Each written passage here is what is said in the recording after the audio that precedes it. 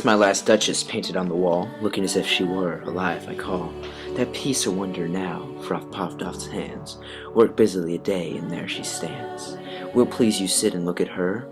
I said, froth Pavlov thy design, for never read. Strangers like you that pictured countenance, the depth and passion at its earnest glance.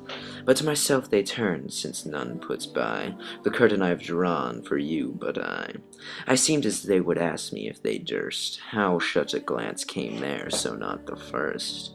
Are you to turn and ask thus? Sir, 'twas not her husband's presence only called that spot of joy into the Duchess's cheeks, perhaps, froth Pavlov chanced to say, her mental lapse over my lady's wrist too much, or paint, must never hope to reduce the faint half flush that dies along her heart. Such stuff was courtesy, she thought, and cause enough.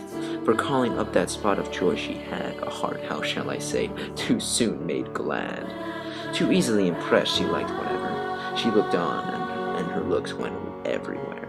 Sir, 'twas all one, my favor at her breast, the dropping of the daylight in the west, the bough of the cherries some officious fool broke in the orchard for her, the white mule she rode with round the terrace, all in each would draw from her like an approving speech, or blushedly she thanked men, good, but thanked, somehow I know not how, as if she ranked my gift of 900 years old name with anybody's gift who'd stoop to blame. This sort of trifling even had your skill in speech, which I have not, to make your will quite clear to such an one, and say, just this or that in you disgust me, here you miss, or there exceed the mark, and if she let herself be lessened so, nor plainly said, her wits to yours, forsooth, and made excuse, even then would be soon some stooping, and I choose never to stoop. Oh, sir, she smiled, no doubt, whenever I cast her, but how passed without much that smile, this grew.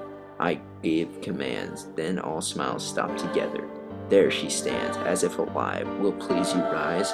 We'll meet the company below, then, I repeat. The Count, your master's known one for instance, ample warrant that no just pretense of mine for dowry will be disallowed. Thou, his fair daughter's self, as I avowed. At staring down is my object, nay, we'll go together, sir. Notice Neptune, though, taming a seahorse, though a rarity, which claws of Innsbruck cast of bronze for me.